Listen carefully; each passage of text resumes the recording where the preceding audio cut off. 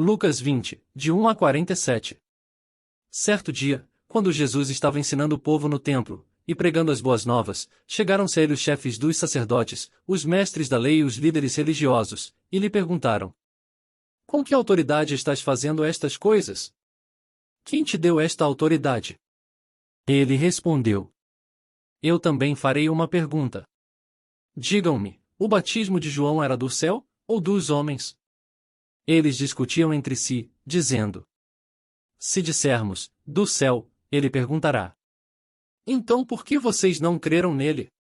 Mas se dissermos, dos homens, todo o povo nos apedrejará, porque convencidos estão de que João era um profeta. Por isso responderam: Não sabemos de onde era. Disse então Jesus: Tampouco direi com que autoridade estou fazendo estas coisas. Então Jesus passou a contar ao povo esta parábola.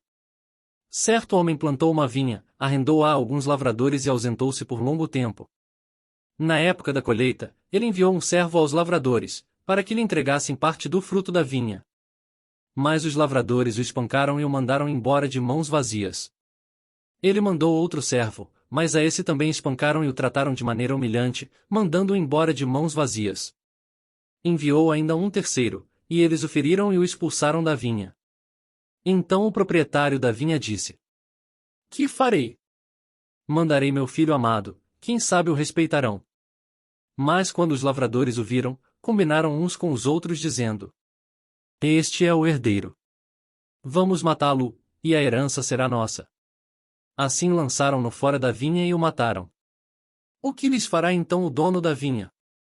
Virá, matará aqueles lavradores e dará a vinha a outros. Quando o povo ouviu isso, disse: Que isso nunca aconteça.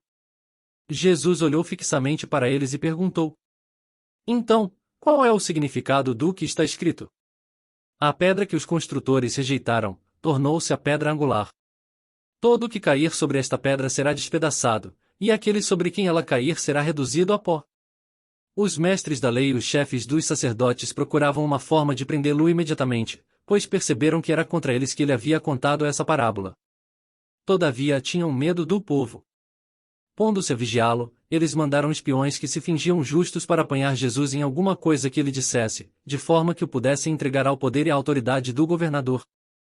Assim os espiões lhe perguntaram: Mestre, sabemos que falas e ensinas o que é correto, e que não mostras parcialidade, mas ensinas o caminho de Deus conforme a verdade. É certo pagar imposto a César ou não? Ele percebeu a astúcia deles e lhes disse: Mostrem-me um denário. De quem é a imagem e a inscrição que há nele? De César, responderam eles. Ele lhes disse: Portanto, deem a César o que é de César, e a Deus o que é de Deus. E não conseguiram apanhá-lo em nenhuma palavra diante do povo. Admirados com a sua resposta, ficaram em silêncio. Alguns dos saduceus, que dizem que não há ressurreição, aproximaram-se de Jesus com a seguinte questão: Mestre, disseram eles, Moisés nos deixou escrito que se o irmão de um homem morrer e deixar a mulher sem filhos, este deverá casar-se com a viúva e ter filhos para seu irmão. Havia 7 irmãos. O primeiro casou-se e morreu sem deixar filhos.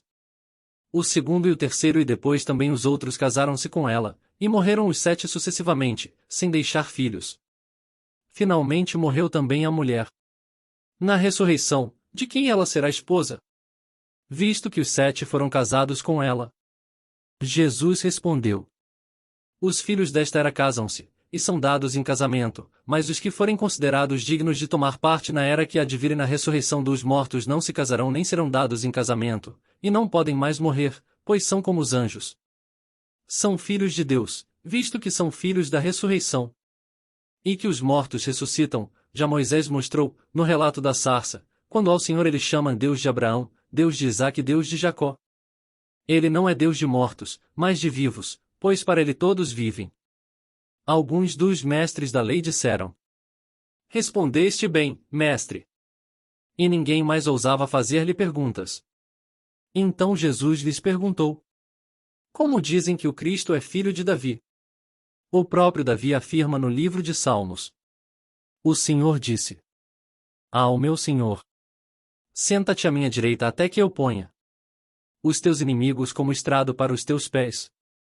Portanto Davi o chama Senhor. Então, como é que ele pode ser seu filho? Estando todo o povo a ouvi-lo, Jesus disse aos seus discípulos: Cuidado com os mestres da lei.